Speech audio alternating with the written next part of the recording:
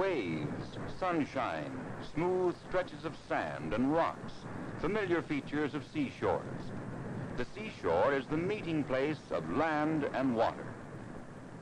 Few of us realize that such a lonely-looking place fairly teems with interesting plants and animals, each especially fitted to living beneath the waves or on the shore or in the air. Of all the birds of the seashore, gulls are most common. On broad wings, they float lazily above the water, all the while keeping a sharp lookout for food upon its surface. Afloat or aloft, gulls are thoroughly at home. Another bird of the seashore is the tern. It's a skillful flyer and equally skilled in locating and diving for prey. Terns and gulls live their whole lives on or near the seashore. They eat live fish and shellfish, and they are valuable as scavengers. By eating dead animals, they help keep the beaches clean.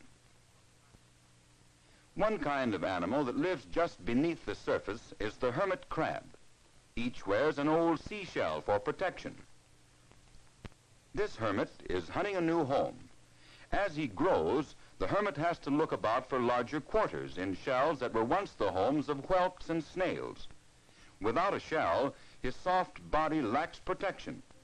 At such times, he can easily be pounced upon and devoured by other seashore animals.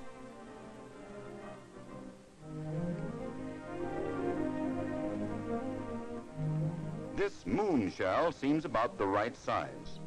A little moving about, and the hermit is at home in his new quarters.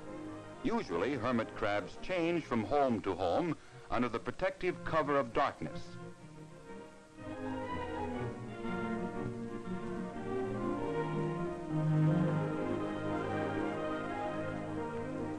This is the hard, thin covering of a sand dollar, a kind of sea urchin.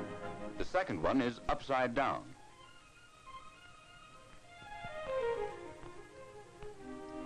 The horseshoe crab has a strong shell covering and a stiff, sharp tail for protection.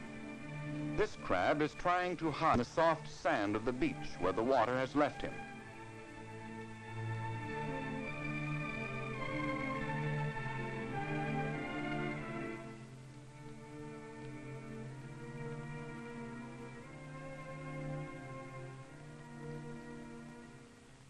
Soon he is fairly well hidden. He will probably await the next incoming water before venturing out again.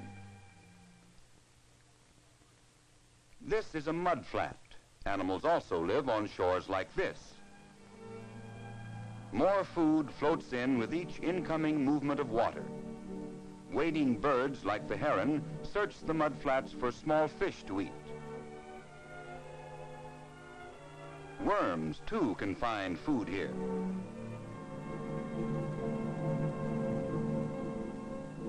This blue crab seeks its prey in the shallow water. Its large claws help it to seize and hold any prey it catches.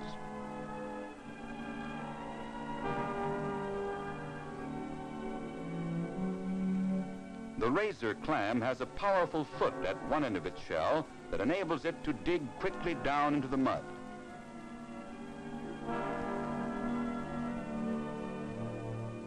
It takes food from the water, which it circulates through its body, then forces out.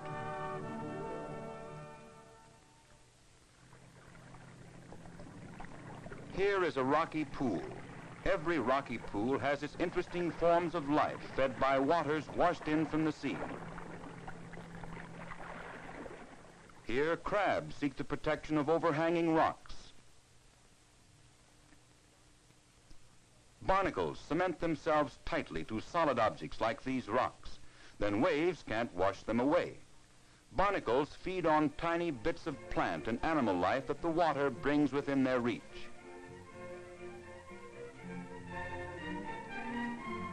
Pools are often the homes of starfish. These starfish are living near a bed of mussels. The starfish has tube-like feet attached to the undersides of its 5 arms or rays. Suckers at the ends of these feet help grasp food or cling to other solid objects. A starfish moves very slowly. Sometimes a starfish loses one of its arms.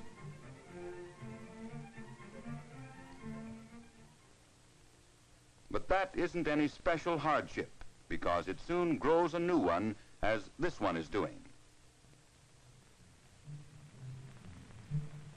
Brittle stars are so named because their arms break off quite easily.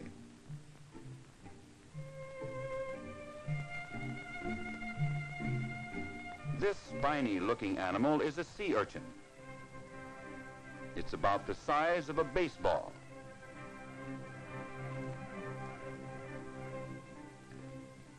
That center opening is its mouth.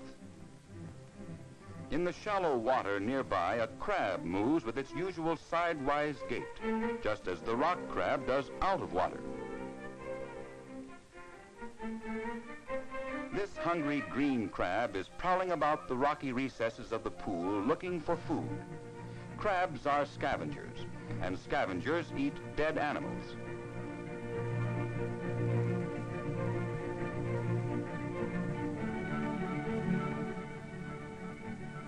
A dead sea urchin makes a good meal.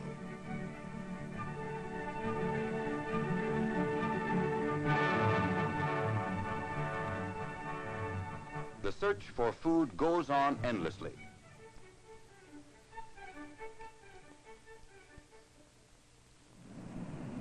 In the water, seaweeds grow up from the shallow shore bottom, drawing nourishment from plant food in the water and energy from sunlight.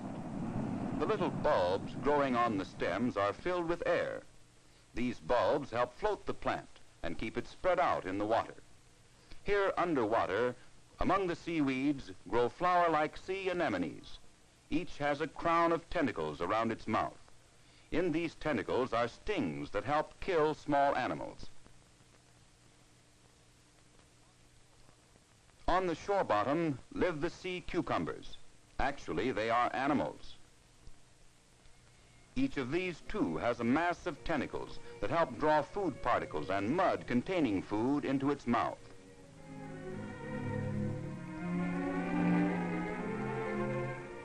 In deeper pools live fishes, like this trim-looking butterfish. And these young pollock. Some fish feed on seaweed and other plants, but most are meat eaters. The squids, relatives of the octopus, are meat eaters. Squids can change from brown to a much lighter color and back again. This may offer some protection amid the light and shadows of the waters. Squids move themselves by using their fins and by a kind of water jet propulsion. They have tentacles around their mouths.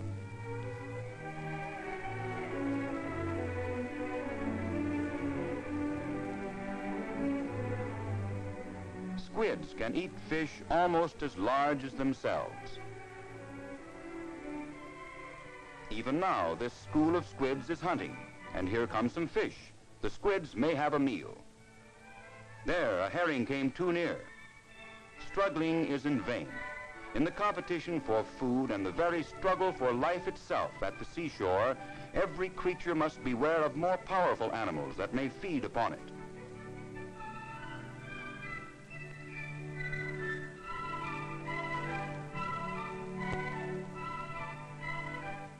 Here's an odd-looking sea raven. Like all of the other animals, it too is hunting for food. Its sudden appearance frightens the school of squids. Although the raven may have no design on the squids, they take no chances. They squirt out a kind of inky fluid as if to hide themselves. Then they quickly dart away.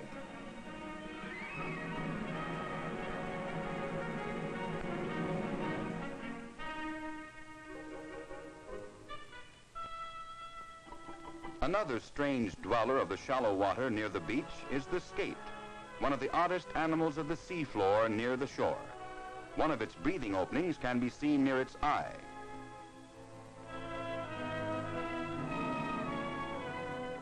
Its gill openings are underneath. Interesting and unusual as it is, the skate is only one example of the wealth of seashore life. Life that goes on amidst the seaweed, in the rocky pools, on the sand and in the waters of the seashore.